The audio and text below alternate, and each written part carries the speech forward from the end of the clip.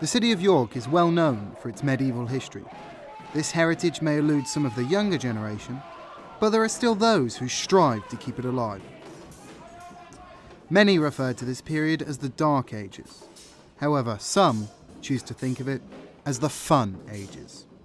This is the University of York Medieval Society. Well, I'm Eric, university fresher, archaeology student.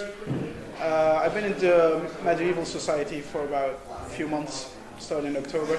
My name's Edmund. I'm a history student at the University of York. I've been in it just over a year now, so January 2011. I think I joined. Well, I'm Jacob. I'm a theoretical physicist, second year. I'm currently the chair of MedSoc and some of the societies around the university, mostly QISOC. I'm also the person who teaches the swords to the people who come along, so I've got to try and know my stuff and hope to know it better than they do is the objective. My name is Allison Isberg and I'm in the Masters in Medieval Studies course down at the Center for Medieval Studies, and basically I was here 2 years ago as a visiting student in the history department, and that's when I found the program and really liked it, and I found Medieval Society. So technically I guess I've been a part of Medieval Society for about two and a half years. Right now I'm kind of the MedSoc mother. My official role is social secretary, so I organize our outings and reserve rooms when we're going to have a big dinner somewhere, things like that. But basically I make sure that everything is coordinating well, that people are getting along well. If there's a problem between people, I'll kind of mediate it and that sort of thing.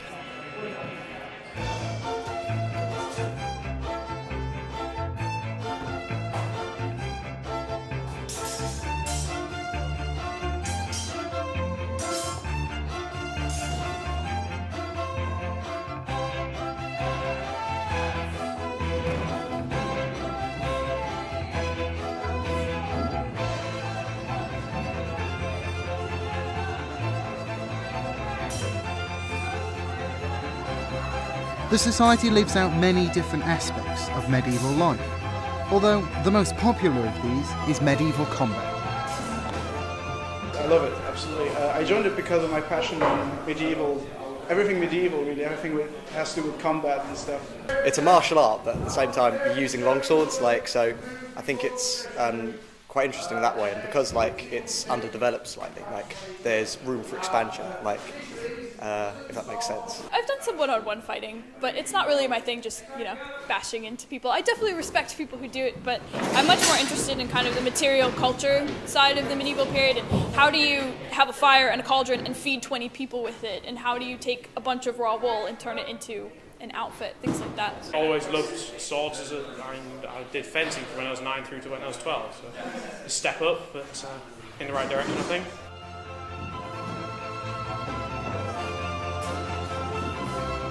Despite being enthralled by the medieval period, most agree that they would rather not actually live in medieval times. I think the difference is that when I make a mistake, I get hit with a long, blunt sword, whereas they would lose a hand, a limb, or whatever. So, obviously, it's that balance of romanticising violence to a certain extent. I've been debating that in my head, and on one side, yes, because wearing a sword at all times and stuff. But on the other hand, the chances of being born into a family which would allow me to be a knight, or even have the circumstances to become a mercenary or anything like that, would be pretty slim.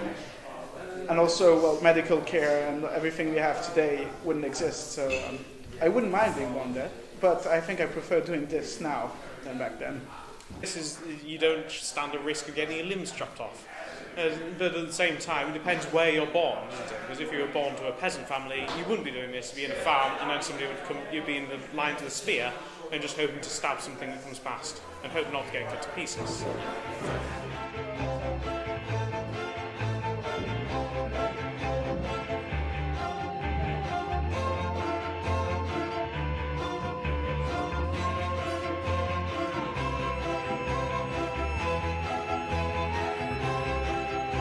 This week is the Jorvik Viking Festival, capturing the adventure and violence of a raid with excellent health and safety. This year, for the first time, the Society are hoping to play an active role in the festival. Yes, very excited. excited. I've wanted to go for years, and of course I've never been in the country. So basically we're all going to be in our kit the whole week while going to class and things like that, so it should be a lot of fun. This will be my first reenactment festival on the field. So it'll be, again, different, whereas I'm used to one-on-ones. This will be a big group thing. So. I never heard of it either. I don't know why, but never come across it. So this is like my first time attending it, and being in it is really exciting.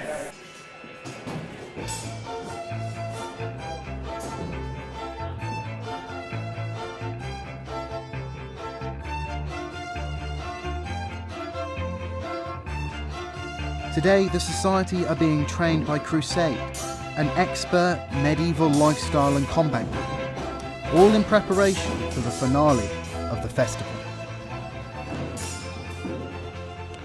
I'm Oliver Johnston. I'm the liaison officer for Crusade Society.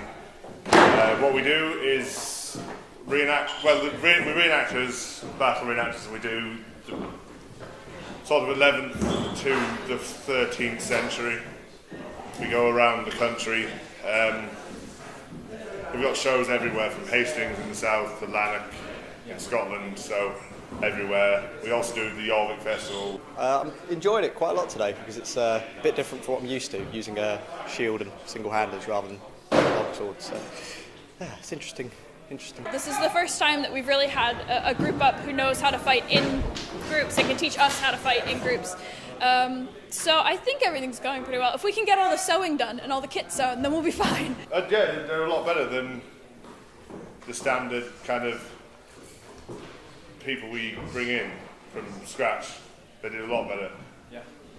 Good fun. I learned different style. It's very different. Well, it's not very different, but I keep dropping into our old style, which meant that I kept accidentally doing the wrong thing. It's not dangerous. There's a lot of common sense. There are a lot of rules to protect you, because otherwise you do get injured. If you don't wear gauntlets, then you end up with chunks taken out of your hand. It's not a pleasant sight. It's not fun to deal with afterwards.